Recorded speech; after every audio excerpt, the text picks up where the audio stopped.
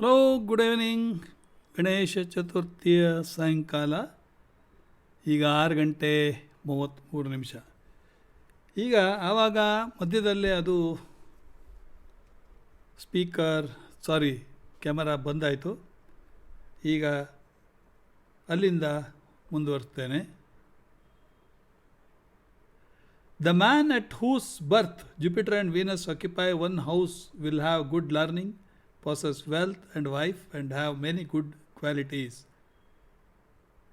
ಇದು ಹೇಳಿದ್ದೇನೆ. If Jupiter and Saturn be together at birth, the person affected by the yoga will be a barber, a potter or a cook. ಅದನ್ನು ಕೂಡ ಹೇಳಿದ್ದೇನೆ. ಈಗ ಶುಕ್ರನ ಬಗ್ಗೆ ನೋಡೋಣ. ಶುಕ್ರ ಮತ್ತು ಶನಿ ಇಬ್ಬರು ಒಟ್ಟು ಇದ್ದರೆ the person affected by the yoga will be short-sighted, will get his wealth augmented through a young woman. His marriage will be a keynote to financial success. ಅಂದರೆ ಮದುವೆ ಆದಮೇಲೆ ಇವರಿಗೆ ಫೈನಾನ್ಷಿಯಲ್ ಸಕ್ಸಸ್ ಸಿಗ್ತದೆ. ನ್ಯಾಚುರಲಿ ಶುಕ್ರ ಅಂದರೆ ಸ್ತ್ರೀಕಾರಕ ಅಥವಾ ಕಳತ್ರಕಾರಕ. ಸೊ ಮದುವೆ ಆದಮೇಲೆ ಸಕ್ಸಸ್ ಬರ್ತದೆ. He'll be skilled in writing and ಪೇಂಟಿಂಗಲ್ಲಿ ಬರವಣಿಗೆಯಲ್ಲಿ ಭಾಳ ಉಸ್ತಾದ್. If more than 2 planets occupy a house, prediction should be made by combining the effects of described for the several possible pairs of planets constituting the yoga. Okay, ಕೆಲವರು ಕೇಳ್ತಾರೆ, sir ನನ್ನ ಇದರಲ್ಲಿ ಈ ಥರ ಇದ್ದರೆ ಹೇಗೆ ಅಂತ. ಮೂನ್ ಇನ್ ಮೇಷ ಬಿ ಆಸ್ಪೆಕ್ಟೆಡ್ ಬೈ ಮಾರ್ಸ್. ನೋಡಿ, ಚಂದ್ರನು ಮೇಷದಲ್ಲಿದ್ದು ಕುಜನಿಂದ ಆಸ್ಪೆಕ್ಟ್ ಮಾಡಿದರೆ the person born will be a king. ನೆನ್ಪಿಟ್ಕೊಳ್ಳಿ, ಮೇಷದಲ್ಲಿ ಚಂದ್ರ ಇರಬೇಕು. ಮಂಗಲ್ ಯುತಿ ಇರ್ಬೋದು ಅಥವಾ ದೃಷ್ಟಿಯಲ್ಲಿ ಇದ್ದಿರ್ಬೋದು. ಆಗ ಅವರು ಕಿಂಗ್, ರಾಜ ಸಮಾನ. ಈಗ ಕಿಂಗ್ ಅಂದ್ರೇನು? Either minister, mayor or chief of the city or DG, DIG, ಏನು ಬೇಕಾದ್ರು. ಅಂದರೆ head of the state, head of the city, head of the district, even ಗ್ರಾಮ ಪಂಚಾಯತಿನ ಪಟೇಲ್ ಆಲ್ಸೋ. ಒಂದು ಗ್ರಾಮದ ಪಟೇಲ್ರು ಆಲ್ಸೋ, ಪಂಚಾಯತ್ ಚೇರ್ಮನ್, ಯಾವ್ದು ಬೇಕಾದ್ರೆ ತಗೊಳ್ಳಿ, ಆಯಿತಾ. He will be learned if by Jupiter. Okay, if by Mercury he will be learned. If by Jupiter he will be a king. If by Venus he will be equal to king. If by Saturn he will be a thief. And if by the sun he will be poor for son. ಇದು I think ಮೊದಲು ಹೇಳಿದ್ನೇನೋ ಗೊತ್ತಿಲ್ಲ. The Moon in Taurus ವೃಷಭ aspected by Mars and other planets order will make the person born poor, thievish, respected by other man, a king, wealthy, servant respectively.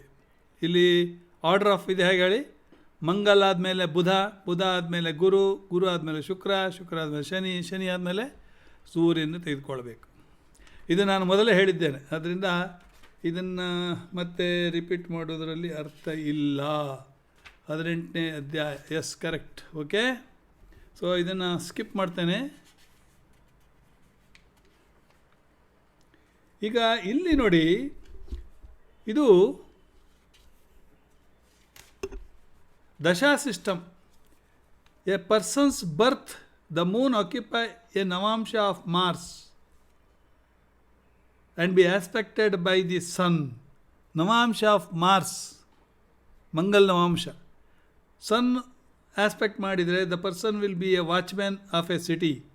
If the moon in the above position, ಅಂದರೆ aspected by ಚಂದ್ರ ಇದ್ದರೆ, aspected by Mars. If the moon in the above position, ಅಂದರೆ ಇಲ್ಲಿ ಏನಾಗ್ತದೆ, if moon occupy a navamsha of Mars aspected by the sun. Adhe, if the moon in the above position be aspected by Mars, he will be fond of killing. If by Mercury he will be skilled in close fighting. If by Jupiter he will be a king. If by Venus he will be a rich. And if by Saturn he will be promoting quarrels. If at the time of birth the moon be in a navamsha of Venus and be aspected by the sun, the person concerned will be a fool. If by Mars he will be addicted to other people's wives. If by Mercury he will be a good poet. If by Jupiter, he will be the author of a good literary works. If by Venus, he will be intent on having all comforts. If by Saturn, he will unite with other people's wives. ಇಲ್ಲಿ ನಿಮಗೆ ಸರಿಯಾಗಿ ಒಂದು ಹೇಳಬೇಕಾದ್ರೆ I will give an example. ಇಲ್ಲಿ I will take doctor P Surendra Upadhyaya ತಗೊಳ್ತೇನೆ. ಆವಾಗ ನಿಮಗೆ ಗೊತ್ತಾಗ್ತದೆ ನವಾಂಶದಲ್ಲಿ ಏನು ಅಂತ ಹೇಳಿ. Okay, doctor S Surendra Upadhyaya. ಇಲ್ಲಿ ನವಾಂಶ ನೋಡಿ, ಇಲ್ಲಿ ಚಂದ್ರನ ಜೊತೆಗೆ ಮಂಗಲಿದ್ದಾನೆ ನೋಡಿ. ಮೂನ್ ಬಿ ಇನ್ ನವಾಂಶ, ಚಂದ್ರ ಎಲ್ಲಿದ್ದಾನೆ? ನವಾಂಶ of Venus. And be aspected by Jupiter. ನೋಡಿ, ಬೃಹಸ್ಪತಿ ಆಸ್ಪೆಕ್ಟ್ ಮಾಡಿದ್ದಾನೆ. Okay, moon be in a ನವಾಂಶ ಆಫ್ ವೀನಸ್. ನಾನು ಇದರಲ್ಲಿ ಇಲ್ಲಿ ನೋಡಿ ವೃಷಭ ನವಾಂಶದಲ್ಲಿದ್ದಾನೆ, ಯಾಕಂದರೆ ವರ್ಗೋತ್ತಮ ಅವನು. ಗುರು ಆಸ್ಪೆಕ್ಟ್ ಮಾಡ್ತಾ ಇದ್ದಾನೆ. ಆವಾಗೇನಾಯಿತು? If by Jupiter he will be author of good literary works. ನೋಡಿ, ಲಿಟ್ರರಿ ವರ್ಕ್ಸ್ ಅಂದರೆ ನಾನು ಹಲವಾರು ಕಥೆಗಳನ್ನು ಬರೆದಿದ್ದೇನೆ, ಥೀಸಿಸ್ ಬರ್ದನಲ್ಲ, whether marriage is a success or failure ಅನ್ನೋದ್ರ ಬಗ್ಗೆ 230 ಪೇಜಿನ ಥೀಸಿಸ್ ಬರೆದು ನೋಡಿ. That is approved by the professor Naidu. So correct ಆಯ್ತಲ್ಲ. If by Mars, person concerned will be a fool. If by Mars, ನೋಡಿ, ಮಾರ್ಸ್ ಜೊತೆಗಿದೆ ಚಂದ್ರನ ಜೊತೆಗೆ. ಸೊ ನಾನೊಬ್ಬ ಫೂಲ್ ಅಂತ. ಕರೆಕ್ಟ್. ಎಷ್ಟೋ ಜನರನ್ನು ನಾನು ನಂಬ್ತೇನೆ, ನಂಬಿ ವಿಡಿಯೋನ ಹಾಕ್ತೇನೆ, ಆದರೆ ಅವರು ನನ್ನನ್ನು ಬಫೂನ್ ಅಥವಾ ಫೂಲ್ ಅಂತ ತಿಳ್ಕೊಂಡು ಏನೇನೋ ಕಮೆಂಟ್ಸ್ ಮಾಡ್ತಾ ಇರ್ತಾರೆ. ಅರ್ಥ ಆಯ್ತಾ? ಫೂಲ್ ಅಂದರೆ ಯಾರು? ಬೇರೆ ಏನೂ ಆಗಬೇಕಾದ ಅಗತ್ಯ ಇಲ್ಲ. Okay, I am a definitely damn fool. Correct ಹೇಳಿದ್ದಾರೆ. ಎಲ್ಲಿ? ಫಲದೀಪಿಕದಲ್ಲಿ. Suppose at the time of birth Mercury occupies ಮಿಥುನ ಆರ್ ಕನ್ಯಾ ನವಾಂಶ. ನಿಮ್ಮ ಕುಂಡಲಿ ನೋಡ್ಕೊಳ್ಳಿ. ಚಂದ್ರನು ಮಿಥುನ ಅಥವಾ ಕನ್ಯಾ ನವಾಂಶದಲ್ಲಿದ್ದರೆ and be aspected by the sun, ಸೂರ್ಯನು ಅದನ್ನು ನೋಡ್ತಾ ಇದ್ದರೆ ಅಥವಾ ಯುತಿಯಲ್ಲಿದ್ದರೆ, the person concern will be an actor. ಕುಜನು ಆಸ್ಪೆಕ್ಟ್ ಮಾಡಿದರೆ he will be a thief. Mercury ಬುಧ ಆಸ್ಪೆಕ್ಟ್ ಮಾಡಿದರೆ he will be the chief of poets. ಗುರು ಆಸ್ಪೆಕ್ಟ್ ಮಾಡಿದರೆ he will be a minister. ಶುಕ್ರ ಆಸ್ಪೆಕ್ಟ್ ಮಾಡಿದರೆ he will be skilled in music. ಶನಿ ಎಲ್ಲಾರು ಆಸ್ಪೆಕ್ಟ್ ಮಾಡಿದರೆ he will be skilled in mechanical arts.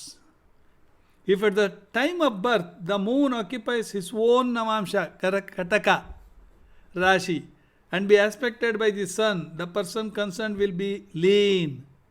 If by Mars, he will be avaricious.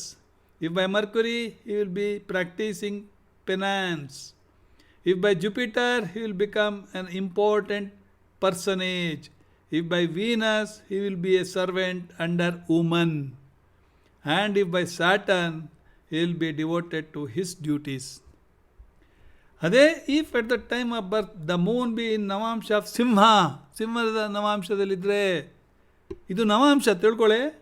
ಆಸ್ಪೆಕ್ಟೆಡ್ by sun, the person concern will be of an angry temperament. If by Mars, he will be friend of the king, Mars. If by Mercury, he will become the lord of hidden treasure. ಅದಕ್ಕೆ ನಾನು ಹೇಳೋದು, ನವಾಂಶ ನೋಡಿ ನಿಮಗೆ prediction ಹೇಳಬೇಕು. If by Jupiter, he will become a great lord. If by Venus, he will be childless. And if by Saturn, he will do cruel acts. ಗೊತ್ತಾಯ್ತಾ? So ಈಗ ಇಲ್ಲಿ ಇನ್ನೊಂದು ಜಾತಕ, ಲೇಡಿ ಜಾತಕ ನೋಡೋಣ. ಚಂದ್ರ ಎಲ್ಲಿದ್ದಾನೆ? ಚಂದ್ರ ಕುಂಭದಲ್ಲಿದ್ದಾನೆ. ನಮಗೆ ಬೇಡ ಅದು. ಸಿದ್ಧಾಂತರಾವ್ ಚಂದ್ರ ಇಲ್ಲಿ ನೋಡಿ, ನವಾಂಶದಲ್ಲಿ ಚಂದ್ರ ಸಿಂಹದಲ್ಲಿದ್ದಾನೆ. ಈಗ ನೋಡೋಣ, ಸಿಂಹದಲ್ಲಿ ಇದ್ದಾನೆ. ಸಿಂಹದಲ್ಲಿದ್ದು ದ್ಯಾಟ್ ಫೆಲೋ ಶನಿಯಿಂದ ಆಸ್ಪೆಕ್ಟ್ ಆಗಿದ್ದ ಪಕ್ಷದಲ್ಲಿ, if by Saturn he will do cruel acts. ನೋಡಿ, he will do cruel acts.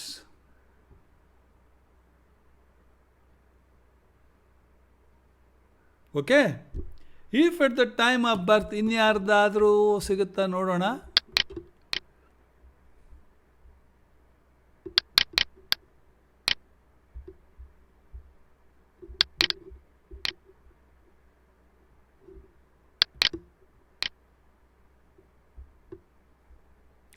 ಇಲ್ಲಿ ನೋಡಿ, ಮಿಥುನ ಆರ್ ಕನ್ಯಾ, ಚಂದ್ರ ಕನ್ಯಾದಲ್ಲಿದ್ದಾನೆ, ಬುಧನ ಮನೆಯಲ್ಲಿದ್ದಾನೆ, ಬುಧನ ನವಾಂಶ. ಏನು ಹೇಳಿದೆ ನಾನು? If at the time of birth the moon occupy ನವಾಂಶ of Mercury and aspected by Mercury, he will be the chief of poets. ನೋಡಿ, this fellow Aithal Vasuki Kavadi, this fellow will become chief of the poets, author of the poets, chief of poets, ಕವಿಗಳ leader ಆಗ್ತಾನೆ ಅಂಥೇಳಿ. ನೋಡಿ, ಈ ಥರ ನೀವು ನಿಮ್ಮ ಕುಂಡಲಿಯಲ್ಲಿ ನೋಡ್ಕೊಳ್ಬೇಕಾಗತ್ತೆ. Okay. So ಚಂದ್ರನ ಮಾತ್ರ ನಾನು ಇಲ್ಲಿ ನೋಡ್ತಾ ಇದ್ದೀನಿ, ಬೇರೆ ಏನು ನೋಡ್ತಾ ಇಲ್ಲ.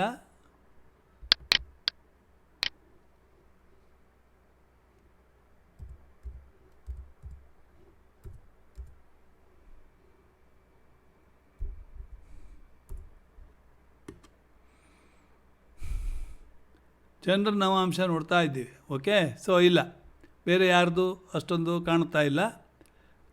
ಹಾಗೆ if at the time of birth the moon be in a ನವಾಂಶ ಆಫ್ ಜುಪಿಟರ್,